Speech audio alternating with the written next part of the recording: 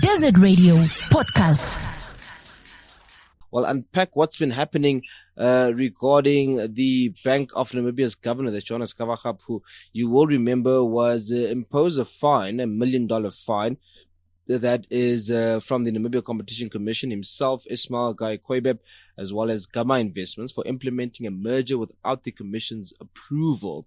In actual fact, it comes after Gawaxab was facing allegations that he sold businesses and shareholdings in a major insurance company to family and friends, despite declaring that he had sold such interest to what he termed quote-unquote unrelated parties. Now, the Namibia Economic Freedom Fighters, you will have seen last week, have called on President Angola Mbumba to fire the governor, highlighting that he should have resigned after admitting to the white-collar crime. We spoke to political analyst, that's Henning Malber, on his thoughts regarding this particular issue, and this is what he had to say. Gawaxab's fine by the Namibian Competition Commission for an unauthorized merger might serve as an unfortunate late confirmation for those who raised eyebrows over his appointment 4 years ago. Concerns then were related to his role in the private financial sector, as well as his closeness to the president. What has emerged now suggests not only an ethical problem. It seems that the quick compliance with the formal prerequisites for the office were a contravention of rules and regulations and covered by false or misleading claims when it comes to the business transactions then made. They seem to have been at least of a dubious nature, to put it mildly.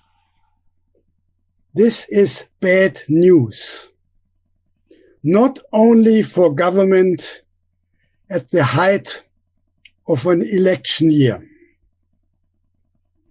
Government and Gawaxab are now under pressure to offer full disclosure of the deals then made. It also might require the finance minister to step in. He was heading the bank before and should demand full transparency and accountability when it comes to the most important financial institution in the country. While Gawaxab reportedly declared upon inquiries the matters to be closed, they are certainly not. At a time when the country's financial regulations are internationally scrutinized to curb money laundering and to make provisions accordingly, this matter, while not directly related, dents the credibility and image. It deserves a top priority to be sorted out.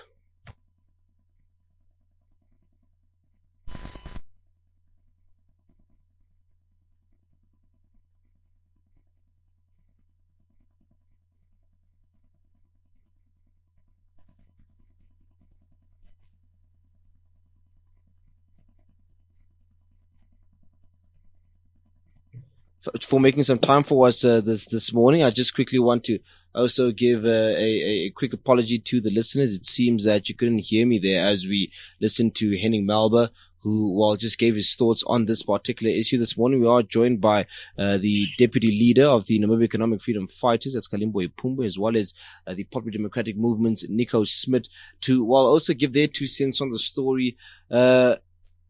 Honorable Ipumbu, I'll start with you this morning. You have, and your party have point blankly called for Gawaxab's head to roll. Talk to us about that.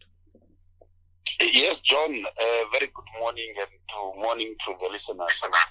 Yeah, so it's very awkward, seriously, when this news broke out that we have a person who is responsible for making sure that our country's financial institutions are being policed in a manner that it does not conflict and it gives to the best and the ability of the standard of our country. So with what he has contravened and what he has agreed upon, I think it's higher time we really put ourselves forth in a very clear position to say, here that I have been doing it wrong, let me just go. And I think this is where we want also to see the competency and the ability to fight corruption with our current president now, Nangolo Kumba, to say, gentlemen, you have contravened to this law, so what needs to happen now, the doors are open, you need to pave the way so that you get somebody who will really represent this institution and knowingly that he's doing it to the best of the country. So it's a shock to that even when he is reasoning of selling his shares to unrelated, you can't do that. Unrelated, you are referring to your family, close family members, and see even the period of how he has sold this share. You could see it's someone who was already scared of what he was doing. He was involving himself with. So it was in a rush, trying to cover up and wanting this case just to be closed like that. So I think also on the side of the Minister of Finance, this is the time that we should see from his position. I mean, it's not a friendship working environment here. It's about to uphold the standard and the quality of what we expect as a country. So Minister of Finance, Minister Shibe, we want to see him also acting on this and making sure that this gentleman, he cannot, we see he is incompetent and in actual fact he's a liar. He has been lying here there and look at even what he did in 2020 saying government was not in position to even increase the single service salary. So whereas he knows exactly that he was on the wrong side doing things wrongly of this country. Honorable Smit, I'll allow you to add your 2 cents here, but I think it's important for the listeners to know that we did try and reach out to Gawaxab himself, as well as the bank, as well as the Ministry of Finance, to come and add their 2 cents to these statements, to the allegations, to the reports as well. They since haven't responded to us since the weekend, since Friday in actual fact, and when they do, we will give them a chance to come defend themselves if and when they do. Honorable Smit, the NEFF calling for Gawaxab's head to roll. Are you in the same position? Should he just simply be removed from the position of governor of the Bank of Namibia? Yeah, John, thank you for the opportunity. This is a very sad story that happened, and I'm fully in support of Mr. Ipumbu's proposal. I've said for a long time back that something is smelling at the Bank of Namibia. I just want to go a little bit further back.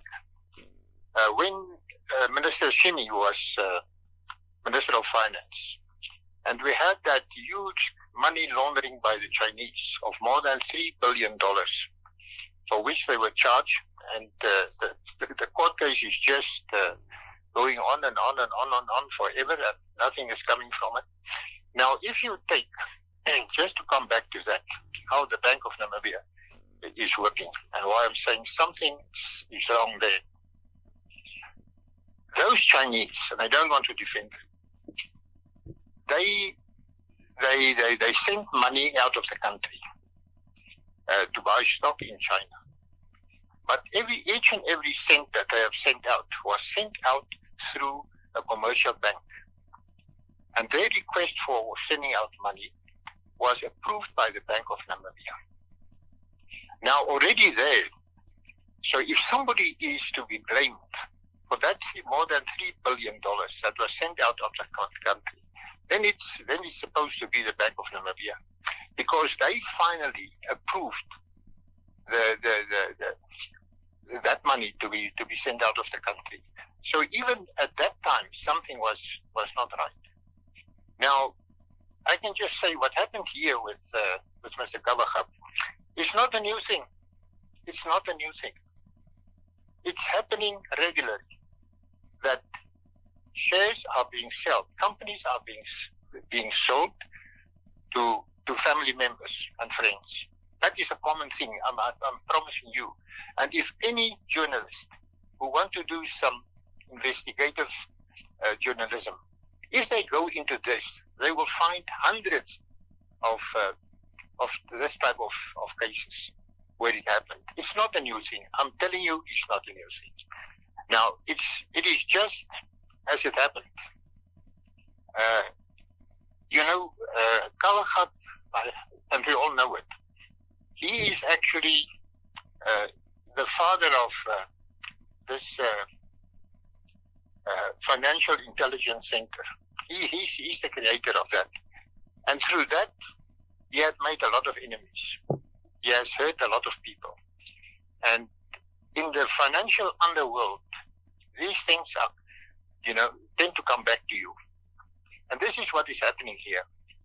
This thing didn't just pop up with Gawaxab as the culprit. This thing are being driven by some people. We must know that Mr. Gawaxab's guardian is no more. He's no more. The person who appointed him is no more. His guardian is no more. Now the people are going after him and trying to get rid of him. And this is a very good opportunity, because he admitted, he signed a document, admitted that he did wrong, and was prepared to pay the fine of $1 million. But I'm telling you, there is far more behind this whole thing that meets the eye. And I think Bank of Namibia needs a proper investigation. Something is not right at that institution. I'm telling you. From the time of the Chinese, when they were smuggling out or transferring money out of the country, they did all this. And I was quite involved in this whole thing. I know what happened. Each and every cent that was sent out of this country was approved by the Bank of Namibia. And we know under what conditions. There were conditions. And I've even mentioned it to Mr. Gawaxab. I even mentioned it to the top structure management of the Bank of Namibia, that something is not right here. So now it came out. Gawaxab is now being targeted. He has been caught out. He has been found guilty. And for a person in that position, there's no other way out. Just before we allow you to continue, Honourable Smit, just to remind the listeners that we're in conversation with Honourable Nico Smit from the Popular Democratic Movement, as well as Honourable Kalimbo Ipumbu from the Namibian Economic Freedom Fighters, who have called on President Angola Mbumba to fire Bank of Namibia Governor Johannes Gawaxab, highlighting that he should have resigned after admitting to the white-collar crime. This is after being fined $1 million Namibian by the Namibia Competition Commission for implementing a merger without the commission's approval. If you remember, all those years ago, Honourable Ipumbu, the governor was, of course, looked at with various eyes when he was appointed. Just speak to us on those questions being raised at the time of his appointment. That was involved in private business, and all the other issues on his eligibility at the head of the Bank of Namibia as well. Does this issue of the Competition Commission vindicate all those questions that were there back then? Look, John, the already initial eye blow when we heard about him becoming the governor of the bank and him involving himself into many investments, company around the continent. So we had already that fear that what will then happen, because this is somebody, if you know the equity companies that he had. So what will happen to our money? What will this guy really do to make sure that he betters the country's positions? So it's not that everybody was really at par to say, yes, we got the right person. With his good CVs, with his good excellence pronunciations toward these investments. So we were also just not really quite free enough to say this is the right person we have. And it really brought a bit of, will Namibia really be at a position that we want to see? And now that these things are coming out, I just want to give you one scenario also. We have this big bank that was approved, I think it's during his tenure.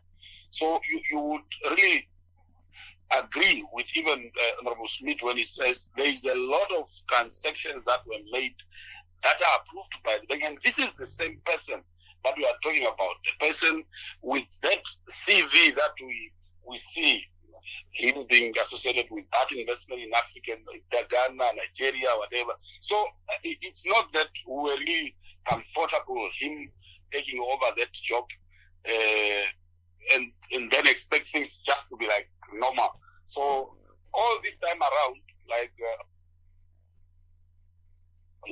remember this thing, someone was trying to cover up all this nonsense, and that's why we are even calling now the current president to say we want to see him, as he said, he wants to fight corruption. He must do this, and it's not about he has been there. No, it's about transparency, accountability, and making sure that we get a candidate that will really do the best to our country. So it's something that is really awkward, and it angers a lot. And it's when you are running that institution, you are running with the lives and the living of the people. So when these infractions are coming, it's you who should really do the best. But then if you have embezzled, if you have full pockets of money, so what do you think? Do you think you will be there to care for the people? No, you will not. So this is the time now the current president must act, and we have given him 7 days to act, or else we are going to camp at the State House demanding that he fires this Gawaxab. Honorable Smit, is President Bumba obliged to act in this case, in this circumstance? Well, I think he has no choice, because you can't allow this, that the governor of the Bank of Namibia are being found guilty of this crime. That is, we all know you need permission from the Competition Commission if you want to sell shares or a business, whatever. Just as you need a waiver when you want to sell your farm. You can't sell your farm without a waiver from the Ministry of Lands. So it's so common knowledge. It's just not true. So the fact that he did it was, according to me, ignoring the laws and the rules and whatever that's governing the transfer of shares, the selling of shares, or a company or whatever. So I think the president doesn't have a choice. He's on the spot, and to come clean on this, he has no other option than to let Mr. Gawaxab go. But I would like to call on Mr. Gawaxab to prevent this embarrassment. He should rather resign, take his leave and go, because nobody will trust him. Nobody, he has embarrassed all of us by being the number one financial person, in the banking sector in this country, the governor of the Bank of Namibia. So we can't afford to keep somebody like him, in that position any longer. So I think he should be put on leave and then, be removed from office. There must surely be an investigation. Again, there was one. That's why the agreement was made, the decision of the High Court, that they've plead guilty and paid the fine. So it's just a matter of procedure that he must just been told to go. And then we have to find a proper financial expert to run the Bank of Namibia. We can't bring in our friends, we can't bring in our cousins, our family, whatever. We must bring capable people in who can take responsibility of the finances of this country and govern it according to the prescribed rules and laws of this country. We have enough of all this corruption and things that's happening. That's really embarrassing. And also the fact that we have been grey-listed and we can't get out of it. That is also another thing that I think should be discussed, because surely our finances are not being run correctly according to the way it should. Because why are we still grey-listed? Why was the proper legislation not being put into place and that we adhere to those legislation? I will still recall, and Honorable Shimi will also recall, we were sitting till 10 o'clock, 11 o'clock at night last year to have all these laws approved that was been requested by the World Bank and the International Monetary Fund, that we should approve certain laws that were prescribed to us. We did it, but still we were grey-listed. So what went wrong? We never really got an explanation for that. And what is the Minister of Finance going to do to put this thing right so that we can get out of that situation? Because it's not good for our economy. We are struggling as long as we are grey-listed. We are a high-risk country for any investor. It is actually a wonder that people are investing, literally billions of dollars, Namibian dollars in Namibia. But that is also to be explained because of the oil and the green nitrogen. That is why people are eager to invest. But you can see they are also very, very careful how they are doing it. They are not rushing in because of our grey listing. So I would also call upon the Minister of Finance to get his house in order, so that we can get out of the situation, so that we can have more money flowing into the country more freely, and so that we can start with the developing of our oil resources, because it takes a lot, many years to before we can actually benefit. But the sooner the investors can come in and start their businesses to operate and get their footwork right, the more money will come in, and the more money will create more jobs and will improve the quality of life of our people. That is our big worry. That Indeed. We must use our resources to improve the quality of life of our people. Just quickly to bring Honorable Ipumbu in here. Would you say that this particular event, the circumstance, this issue that we're dealing with now, has raised the Namibia Competition Commission's profile as an unbiased institution that can flag unfair competition in business dealing with anyone, with any institution, regardless of any affiliation? Look, as we are saying, there are those that have been trying to protect a certain individual being head of certain institutions. This time around, those guardians are not here. And as we said, not only this that has come out, the Competition Commission must go on further to investigate more, because there should be more deals that are signed under the leadership of this current governor that are not in line with the laws of this republic. So we should not just end here. And I'm telling you, we will unpack a lot of things as time goes, because those that have been trying to guard those and protect those individuals or institutions, they are no more.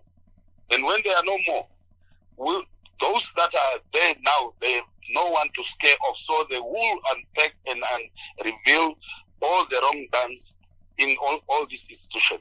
So, and the cry of what was going on at Bank of Namibia, it was not a yesterday thing. We had been issuing statement, ACC to get in, the Competition Commission also to get in. But remember, you can't do, if there is that head that is protecting you, to investigate that institution. So with the current findings, and the Competition Commission must actually go further. Not only that, there are actually a lot of wrong done within the institution itself, Bank of Namibia. As I said, there is even this bank big from Angola. Should we really allow that bank to operate in our country? Knowingly that this money that is being invested in this, it was corruptly owned, the person who has embezzled, a person who is being wanted even in their country. So it's something that worries you. How do you approve that? How do you do that? So I think it's higher time this institution, the Competition Commission, to go further and really dig out all unnecessary agreement that was signed and make sure that it's alerted to the Namibians, so that we also know those that are involved in this wrong deals to be dealt with on a very decisive manner. We wanted on our conversation this morning with the Popular Democratic Movements and Nico Smit, as well as the Namibia Economic Freedom Fighters, Kalimbo Ipumbu. We are speaking on the issue of the Namibia Competition Commission having confirmed imposing a $1 million Namibian fine on Bank of Namibia's governors, Johannes, Gawaxab, Ismael Gei-Khoibeb, and Gamma Investments for implementing a merger without the Commission's approval. And on that point of the Namibia Competition Commission, Honorable Smit, as we start winding down our conversation, so perhaps briefly, if you can, just your thoughts on their state right now as being an unbiased institution. I mean, we saw just before that news came out a week earlier, they recouped around 13.1 million Namibian dollars in the span of a year for other transgressions as well. Are they on the right track, the NaCC? Yeah, I think they are, provided that they are just fair to all. Because as I've said, that if you do a proper investigation, you will find that this is a common thing that happens, at the Bank of Namibia. It's not a new thing. It's an old thing. I think the Competition Commission must just open their eyes and do a proper investigation. And they will open a can of worms, that I can promise you. There are people who are protected, very well protected. There are people with a huge amount of money behind them that's very powerful in this country, especially now with this oil and whatever. People has become powerful overnight financially, and has a lot of weight, political weight and financial weight that they are carrying. So we must be very careful. And that is what I've said, and I think I said it also in Parliament, that we must be very careful how we are going to handle this oil business of us. If we don't do it properly, we might find ourselves in a situation where foreigners will earn everything and we will have nothing. Like with our uranium, like with other minerals, natural resources, where we as government are sitting with a 5% share, and foreigners are sitting with 95% of the shares. So how little of the money comes back to our country and to our people? Actually it's peanuts in comparing to what those people are making from our natural resources. And I think we should be very, very careful. And also the same with this green nitrogen. I'm seeing red lights flickering, that people experts, international experts, financial experts will overrun us. The same with our oil. These international oil experts, they will overrun us. And at the end of the day, we might find ourselves in a situation where we are getting nothing from our oil or the green nitrogen. That is why we have a competition commission. They should really do their work, and they should do their work properly. Otherwise, they will also, at the end of the day, be blamed for not doing their work, for also allowing people to do things and closing an eye for, with what they are busy with. So we must be very careful. We have entrepreneurs and we have money people. There's nothing as sinister as the financial underworld. And we have many of those role players here in Namibia who are here. They are just like vultures. They when they heard of the green nitrogen, when they heard of our oil, they were just flocking to Namibia to see how they can get their foot, in the door. And I have said that our government must be very careful. We must get top financial experts who can advise us and who can protect us against misuse of our natural resources, taking over the things that actually belongs to the people, and that the people get nothing from it at the end of the day. So, my call is that the Financial Intelligence Center must also be very, very wake up in what they are doing. On the other hand, I think Mr. Gawaxab made a lot of enemies. This thing that they came with, the Bank of Namibia, that they even want to have control over the appointment of senior officials in the private banking sector. That to me that was ridiculous. You can't interfere, in the private sector in that way that they were doing. So, people will not leave you. They will chase you, and they will find the skeletons in your wardrobe, and they will expose you. And that is what happened here. That's why I've said earlier, some people are behind this exposing Mr. Gawaxab for what he did. It didn't come by investigation. It was driven by people. But not that it is something, not that it is wrong. It is good that people come up and blow the whistle so that these people can be exposed and that we can bring an end to it.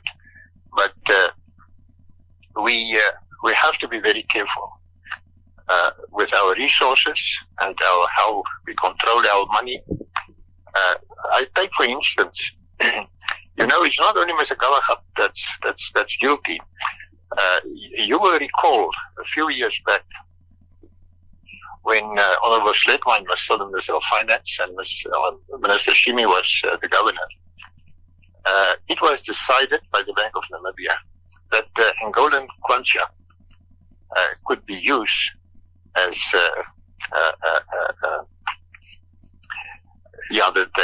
that we could exchange the kwacha for Namibian dollars and vice versa. And I got information and I went to Oshikango. And I couldn't believe my eyes when I went there to the banks. All the banks there. They were overcrowded. People were standing in those banks with boxes full of kwanchas, changing it for Namibian dollars. Boxes, I've seen it myself. I could not go into the bank. They even brought from Angola in trucks boxes full of kwanchas to come and exchange it here. I reported it immediately. I came back. I went to Mr. Sledwine, Honorable Sledwine. I told him what I saw. And I said, what is going on? So they immediately dispatched investigators to Oshikango, and they stopped it overnight, the trading in kwanchas, because we all saw what was happening. But at the end of the day, what we got from it is that Angola is still owing us, I think, something like 450 million Namibian dollars. that we have lost in that deal. So, and think of it, what could have been done with $450 million? How many houses could have been built? Honorable Smit, we'll have to park it there for now. We are coming towards the end of our show. I do want to thank you and Honorable Ipumbu for making some time for us this morning. Honorable Ipumbu, your 7 days end surely on Wednesday, Thursday. When does it end? Yeah, Wednesday, John. And all right, we'll look at now the head of this country to take up his steps and really protect his legacy in actual fact. All right, Honorable Ipumbu, we'll catch up with you then. We again want to thank you and Honorable Smit for making some time for us.